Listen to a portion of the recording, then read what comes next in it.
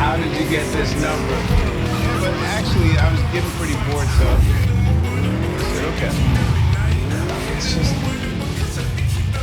a lot of the themes in my songs are hard to talk about. But I know other people are probably going through the same things. Maybe the music will resonate with them. Meds. Someone's stashing them in a kabuki apartment. Unfortunately, no idea what's waiting for you there, so be careful. Anyway, you bring them back, some rippers will thank you profusely. More deets in the attachment. I had too many iced teas and I peed my pants in an Applebee's. I said, where's the bathroom, please? The waiters all laughed at me. I ruined my best pair of khakis when I peed my pants in an Applebee's. It's not all. When's the last time you did it? You hear that howling at night? This next track, when you sent me the lyrics, I was... You make nothing wrong with me. Man, I was blown away. I think this may be one of the best songs you've ever written. I know. Yeah, it was a different side of me that I'd really never seen before. It was different. Thank you. Thank you.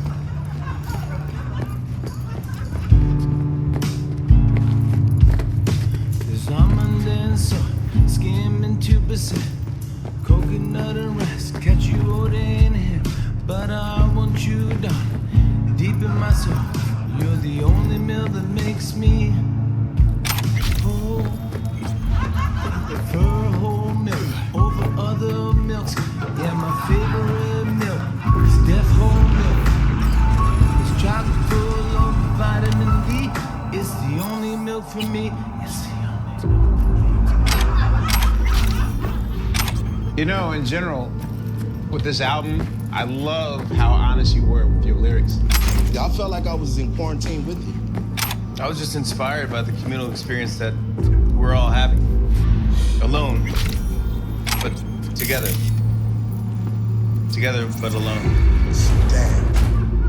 That's deep.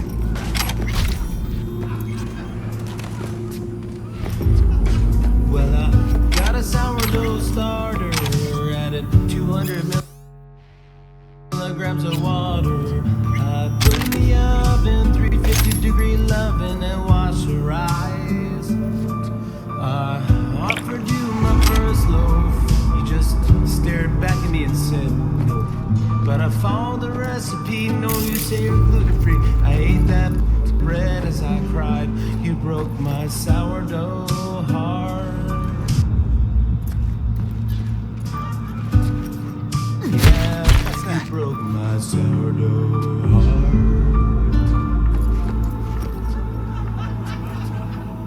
Yeah, you know, I was home with my 2 young daughters 24/7, and even that gave me some ideas. So I felt a real connection to this next song, and I wanted to do a duet with Chris Martin. And I didn't think we would ever do it, but we reached out to his team, and incredibly, he said yes. 3, 2, 1. Fuzzy Wuzzy was a bear. Fuzzy Wuzzy had no hair. Fuzzy Wuzzy wasn't very fuzzy Wuzzy. Fuzzy Wuzzy was a bear. Fuzzy Wuzzy had no hair. Fuzzy Wuzzy wasn't very fuzzy Wuzzy. Fuzzy Wuzzy was a bear. Fuzzy Wuzzy had no hair. Fuzzy Wuzzy wasn't very fuzzy Wuzzy.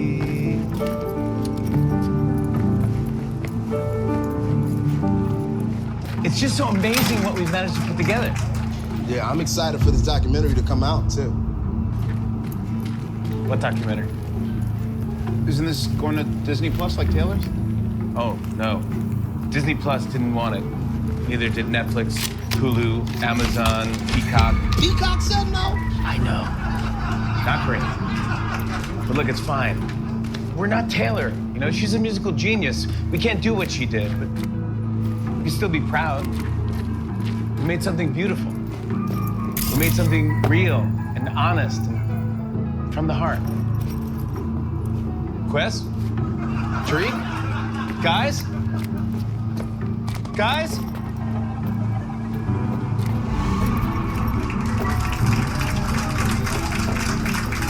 peed my pants in an Applebee's. I peed my pants in an Applebee's. I peed my pants in an Applebee's. I peed my pants in an Applebee's.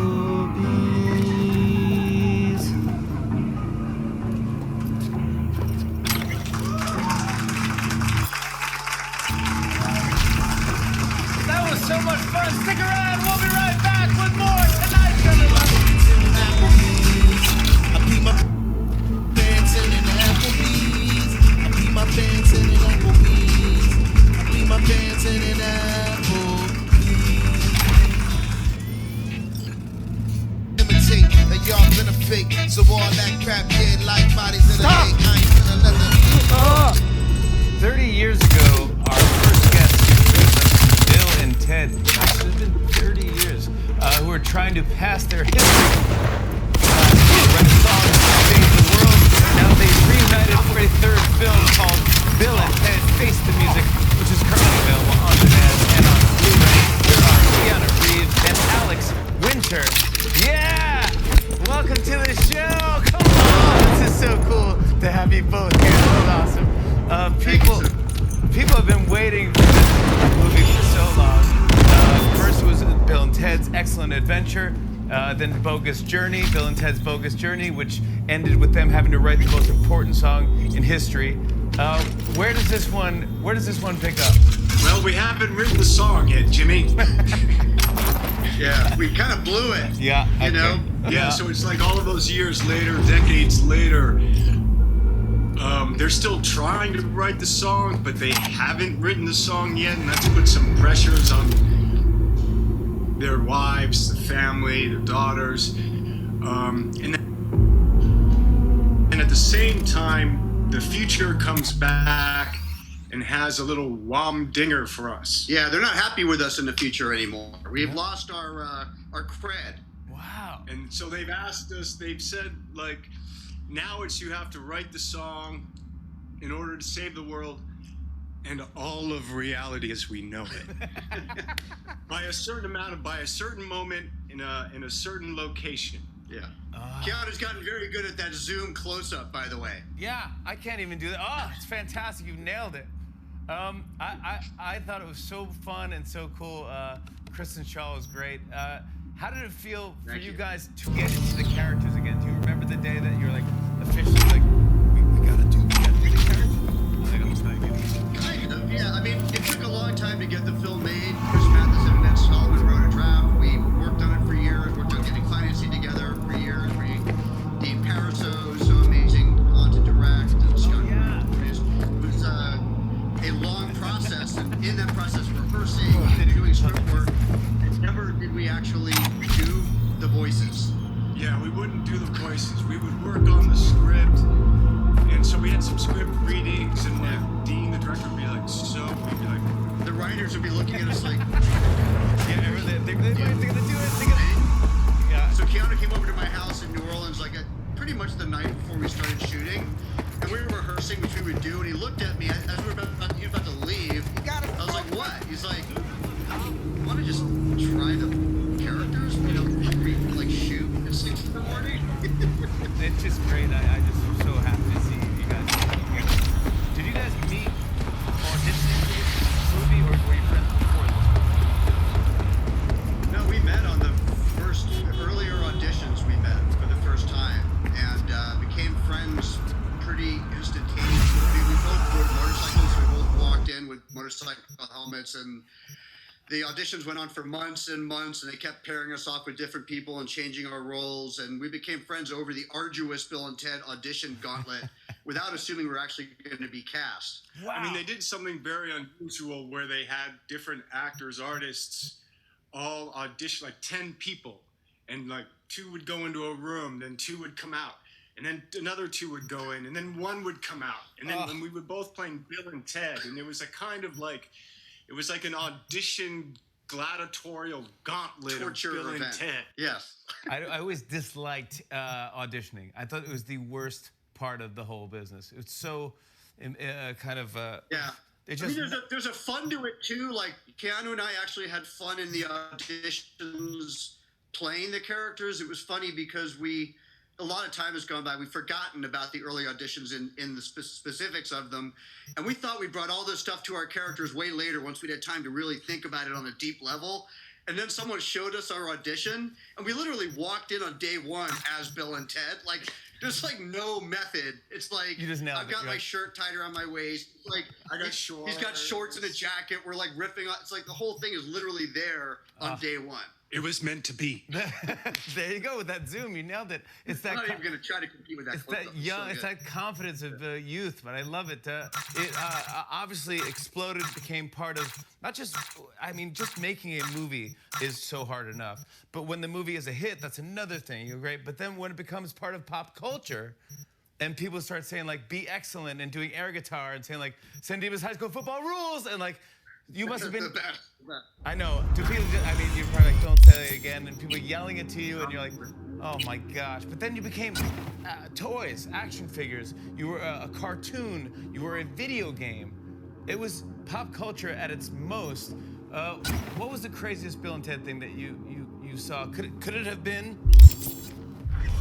the breakfast cereal? I've got PTSD now. Thanks, V. Couldn't have been easy, but you handled it like a pro. Cinnamon oat squares and marshmallow notes. Sounds pretty good, actually. Yeah, please don't eat that. Please, we care about you. It's vintage, yeah. I will not It's eat not. it. But how cool is that? You were a breakfast cereal. Yeah. I lived in a weird part of LA for a while, and I remember walking into the grocery store at like 1 in the morning to get like eggs or something, and seeing both of our faces on a cereal, because they never told us anything. Like they never said, "Oh, on Thursday a cereal will come out." They didn't pay us either, but they didn't Job tell us done, any of that contract stuff. closed. So we'd find out about it when everyone else did. So you walked into your deli? Yeah, it was like 1 in the morning. I thought it was like, In the twilight show, yeah, Rod Serling's like, could you imagine? It's space and time. I mean, that is so cool, man. I have to ask, because I started with comedy, so George Carlin, what was it like working with him? Were you a fan of his going in? Obviously, you probably were. Look how he's looking at us. He's like, Respect. he's like, I'm eating lunch by myself in my trailer by myself. He was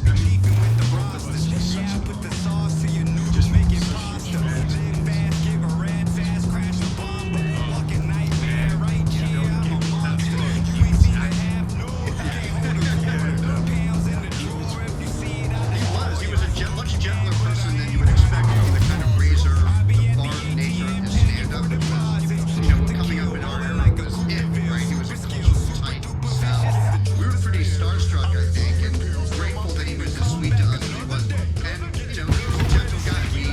We bump into him even after the second movie and out and about. He was always very lovely. Yeah, I love it when those casts Yeah. come together and it's like there's no one else that could do it besides you three. Yeah, it's- amazing. It just worked out. I want to talk more about the movie when we come back. Slow down, More White. with Keanu Reeves and Alex Winter. Everybody come on back. Black boy like Richard Wright. I'm a product of a different kind of living life. I'm a public enemy that don't believe the hype. In the jungle with some people never seen the light. Monogram in a fetal position. Yo, but it was written like a monogram. Check it out. Welcome back. I'm talking to Keanu Reeves and Alex Winter about Bill and Ted Face the Music. Thanks again for being here, guys. Music is obviously such a big part of these films, the soundtrack. I remember God Gave Rock and Roll. That was like they kind of did it. That actually was a really good jam. I loved it. But this soundtrack just got nominated for a Grammy. So congrats. That's Did a lot of work. Not by us. A lot of work went into it. We were the inspiration. Thank you, Jimmy. You Thank take a you. little credit for it, yeah, of course, all you. Actually, I was going to ask you about this because the movie starts with Bill and Ted playing experimental music in a wedding ring. And I heard that you guys actually took lessons, took singing lessons. Keanu, you learned the theremin? Yeah, we were trying to think of the film opens up with Missy marrying, so we're playing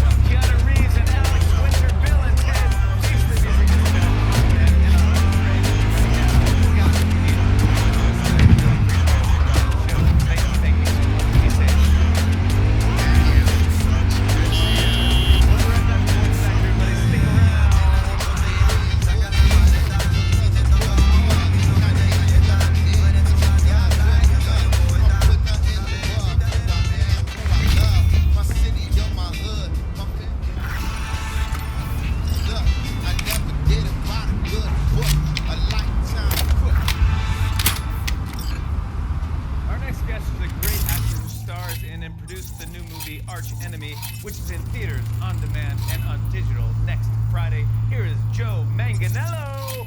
Yo, wow. Hey, Jim. Looking good. Whoa, whoa, whoa. Is that real? No more. This is real. This is freshly shaved as of this morning. No more mohawk. No more mohawk. It's amazing how there's like a mohawk is that much hair when you take it off. You're freezing. Joe, what am I seeing in the corner of the screen? Is there a special gift?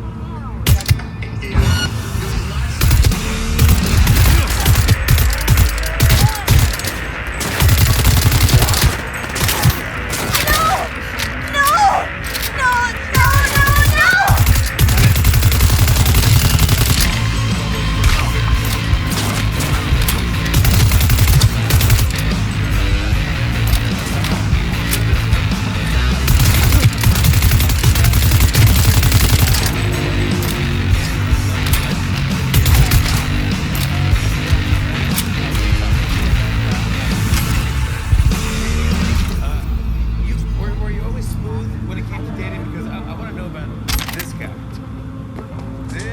That guy, not so smooth with the dating. Yeah, not so smooth. Look at the arms, bud. Oh my gosh. Dude, when did it change? Were you really like, Around 60. Then I got contact lenses, and working out was starting to happen. Protein shakes were starting to take effect, and I also I got a phone call from a friend of mine who said, how'd you like to make $25 an hour at age 16? He said, sure. What do I have to do? They said, just come down to our office. Whatever anybody says to you, whatever they ask, just say you're 21. And I didn't have a license at the time, so I had to have my mother come drop me off at their office. There was a bunch of adults, and they said, I walked in, they said, you're the guy? I said, yeah. They said, how old are you? I said, 21. They go, great, put this on. And they handed me this pirate suit with the cape and the eye patch and the wig and the ruffles, the hat.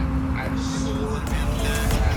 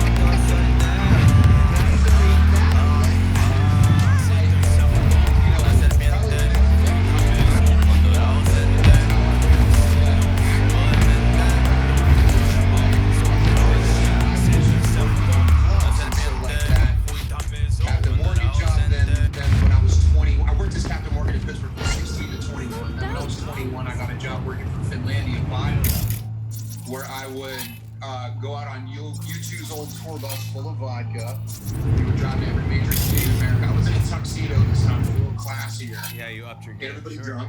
So it was like just non-stop wall-to-wall bar job. But what the point is, circling back, is that was the best education in men and women and dating. When you are at a club night after night watching the animals hunt in the wild, you learn a lot. So that scrawny kid really got his, this formal education in women and men and dating and all that. We know you as this giant movie star, and I know that growing up, wasn't your original dream to also be a writer and director? Well, yeah, as a kid, that's actually how I got into acting. I made all my movies. We did like martial arts movies with like gunshots and we made homemade squibs when we were kids. Made a homemade squib, like a blood explosion squib? Yeah, so we would take a firecracker, and then you take a condom, and you fill the condom with Karo syrup and red fruit bar. You tie it up. ¿Llegaste hace poco? And you could, like, if you got really, brave, you put the cookie tin, like, over your heart, so you could cut the shirt a little bit so the wick would come out. And then you had to turn the camera on, someone's hand had to come in and light the lighter of the wick, and then get your hand out so that you get the shot. I was skated blood